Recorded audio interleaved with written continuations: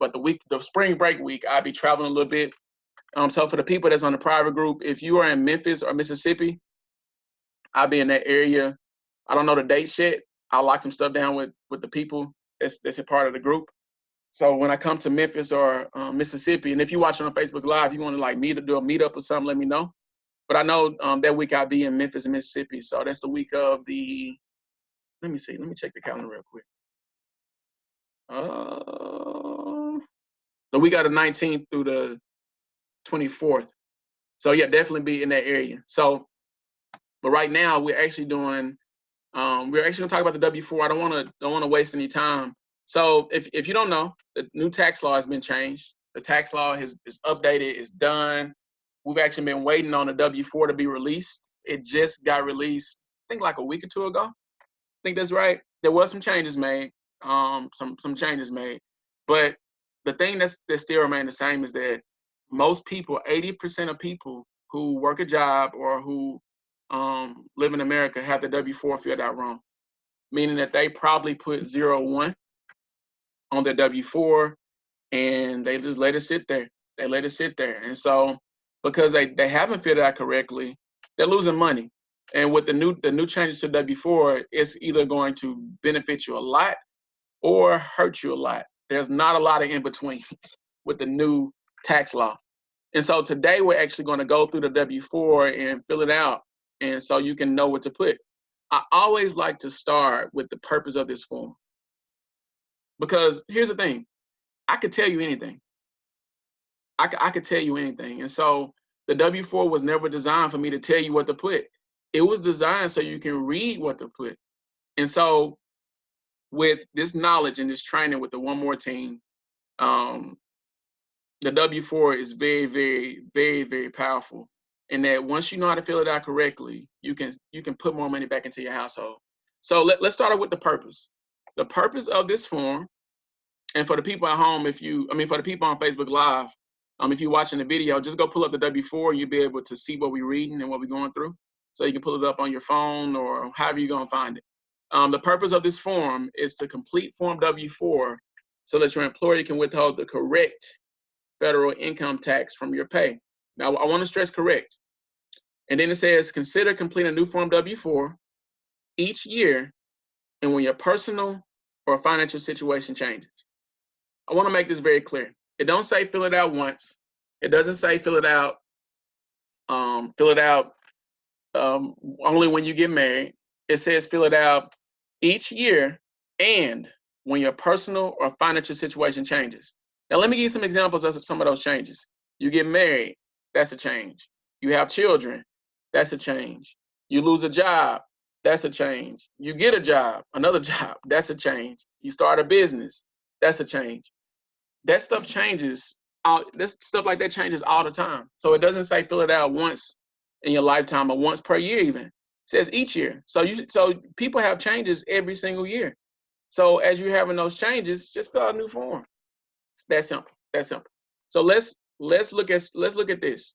One of the biggest changes they made is they just moved some stuff around. On the last W-4 form, you actually get the worksheet was attached to what you're supposed to turn to your employer. They changed that a little bit. If you notice, let's read this real quick. If you notice, it says separate here and give Form W-4 to your employer. Keep the worksheets, a worksheet for your records. So let me show you what they mean by the worksheet, and then we'll come back to this in a second. The worksheet is right here at the bottom. There's another page here. So there's another page on here too. So the worksheets for the W-4 is right here at the bottom. If you notice, it said personal allowance worksheet. Keep for your records.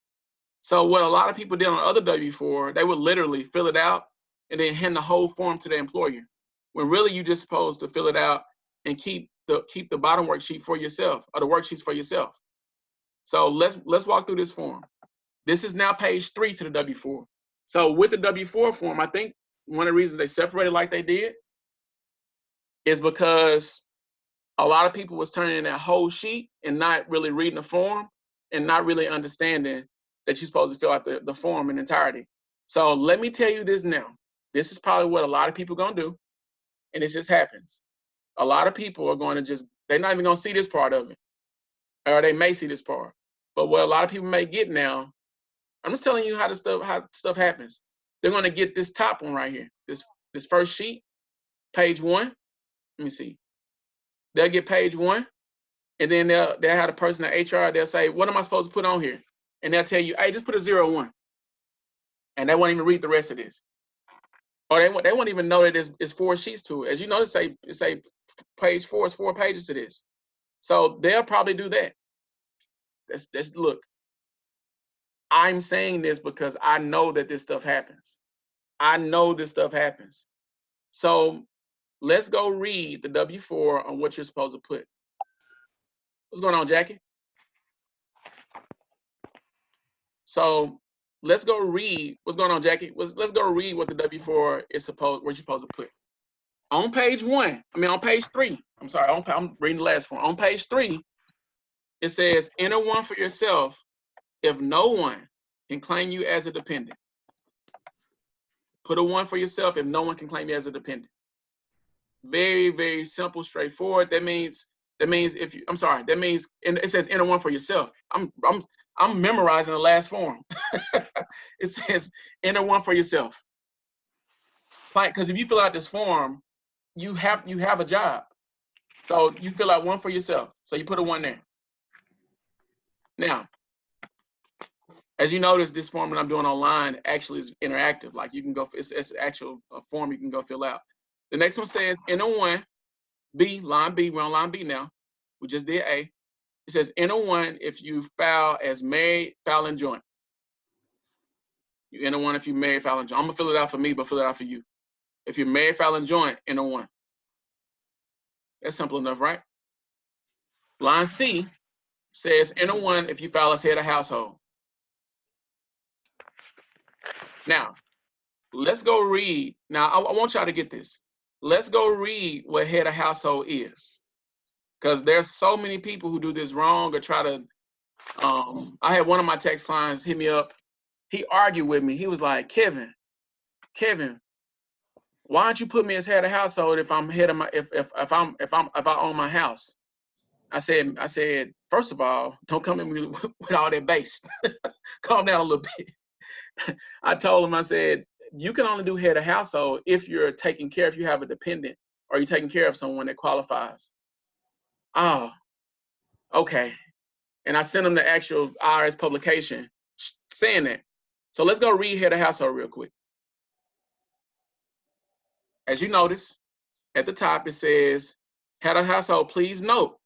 So it's telling you, generally, you can claim head of household filing status on your tax return only if you are unmarried. So you can't be married. You can't be married filing joint and head of household. Actually, you get more doing married filing joint. You get more of a deduction. But who am I to tell you what to put on your tax, on your W-4? It says you have to be unmarried and pay more than 50% of the cost of keeping up a home for yourself and a qualifying individual. What's up, Stephen? And a qualifying individual. So, number 1, you have to be unmarried. Number 2, you have to be taking care of someone. And they have to be dependent upon your income. You got to be unmarried, taking care of someone, and they have to be dependent upon your income. That's how you file for head of household. That's how you qualify for head of household. And so if you meet that qualifications, you will pull the 1 here. So that's what you got.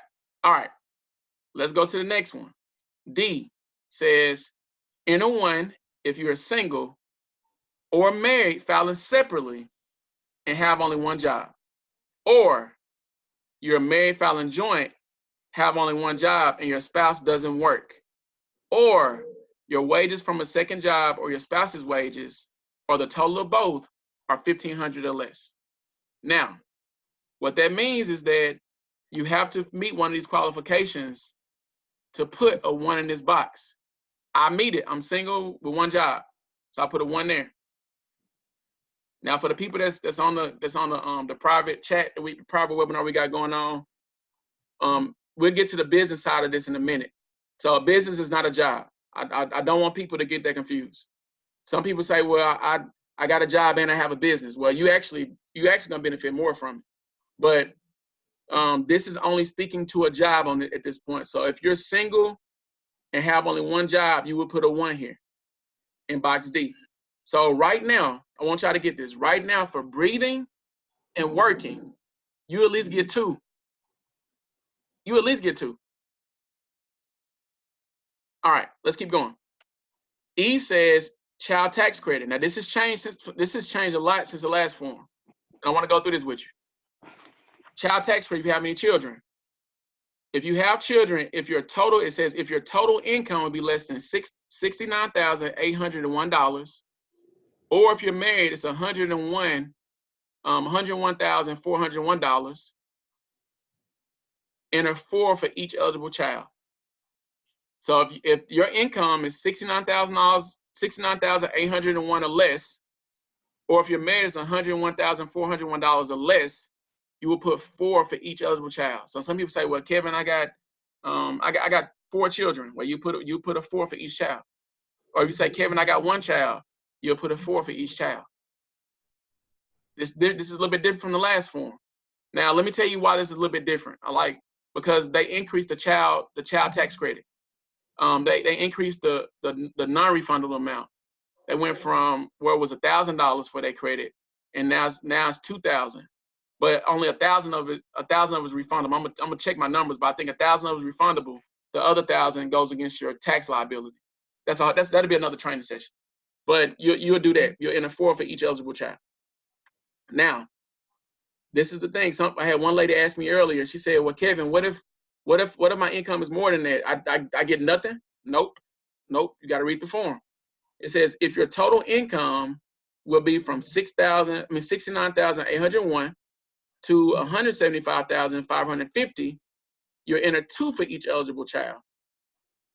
If you're married and your income is between $101,401 or $339,000, if married, filing joint, you're in a 2 for each eligible child.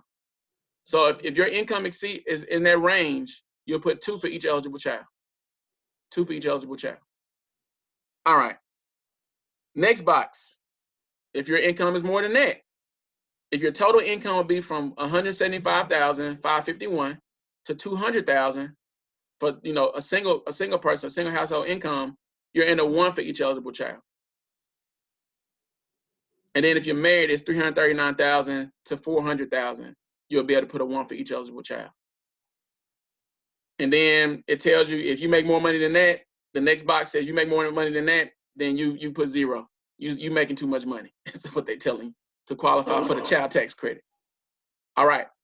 So that's box E. So you will put based on what applies to you. You put what's based on what applies to you. All right. So let's look at the other one. It says credit for other dependents. So here's the thing. They also have a tax credit for other dependents now too.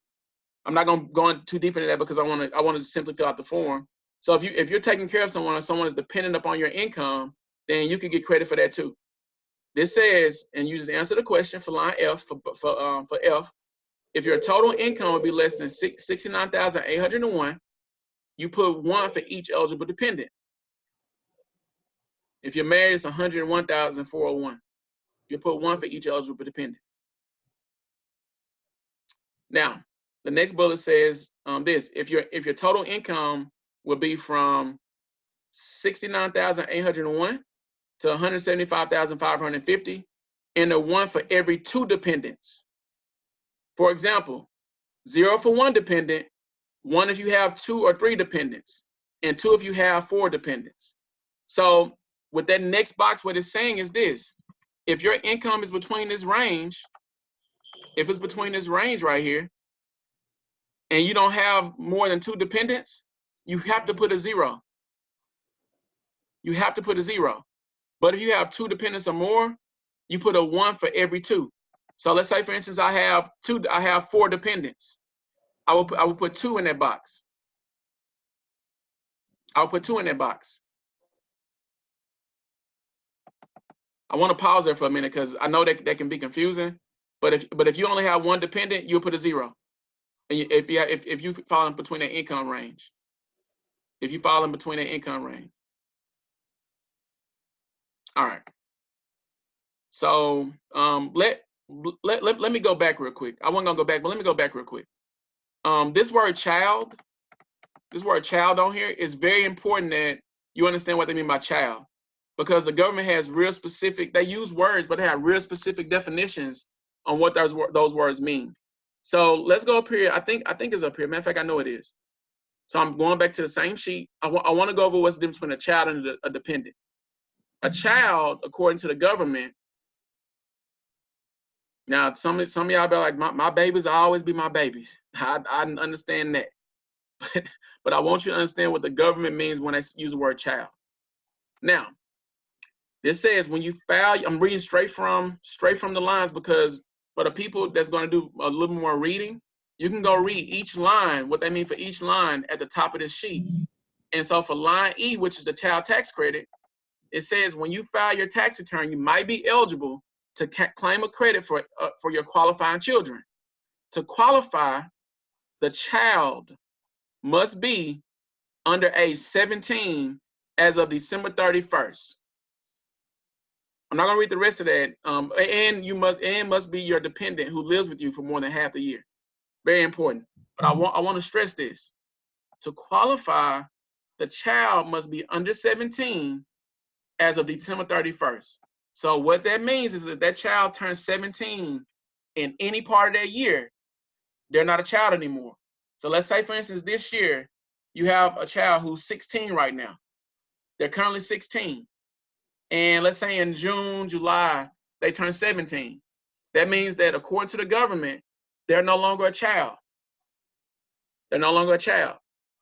And so they might qualify to be a dependent, but they're no longer a child.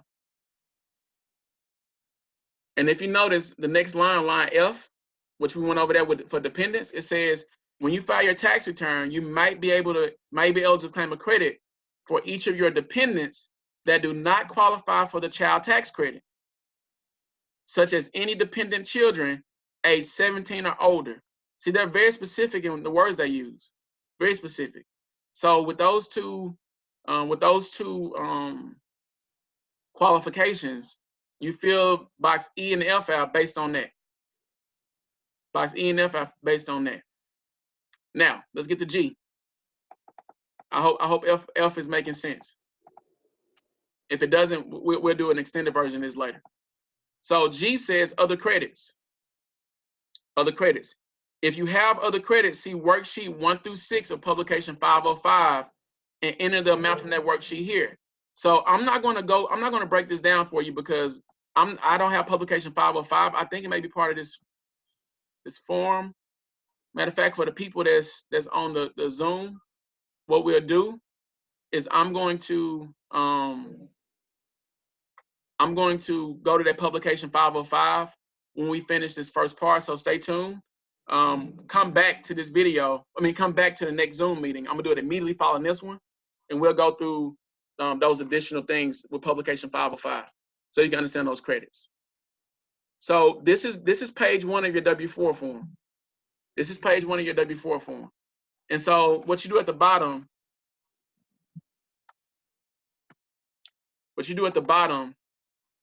of the form, on line H, it says add lines A through G here. Add lines A through G here and enter the total. So all you do is add these up, A through G, you add them up and you put the total here. So I have 2. So I have 1 for myself, 1 because I'm working and have only 1 job, and then I put 2 right here. Now at the bottom of this form is gonna tell you to read over a few things. It says for accuracy, complete all worksheets that apply. And so for the people that's watching on the Facebook Live video, I don't want to be confused. For the people that's watching me on a private chat, y'all hold on for a minute. For the people that's watching Facebook Live, be sure that you could complete all worksheets, but I can only give you all access right now to the first page, because page 2 is for business owners, and we're doing it in our private group. So be sure to stay tuned for more information and more videos that's going to cover the W-4 form and more tax information from my Facebook Live people. Hey, y'all have a good day. I'll talk to y'all later. We've been working. Love you all. All right. So Jackie, what's going on? Oh, not much. How are you? I'm good. How are you? Doing good, doing good. Just enjoying the day. I gave the people that's on Facebook Live a sneak peek to our training today, but we got to go over page 2 of this form. Okay. Do you have any questions about page 1? Mm-mm.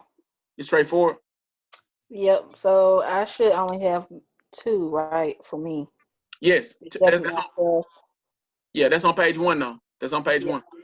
Yeah. Yeah, that's right. That's right. So let's end it with this because I'm gonna immediately following this meeting. I have to get off and then create another meeting that I'm gonna post to the group, and then we're gonna go over page 2 with that meeting. Okay. And it's only because they only let me have 40 minutes, and I want to make sure I'm able to answer any questions about the form that we have that you may have on page 2, and then Okay. talk about our book club, the book in the first 2 chapters. Okay. All right. All right. So I'm not gonna get off right now. Well, yes, it's fine. I'm gonna get off and then switch back over to that, and then we'll do the second part of this on them. Okay.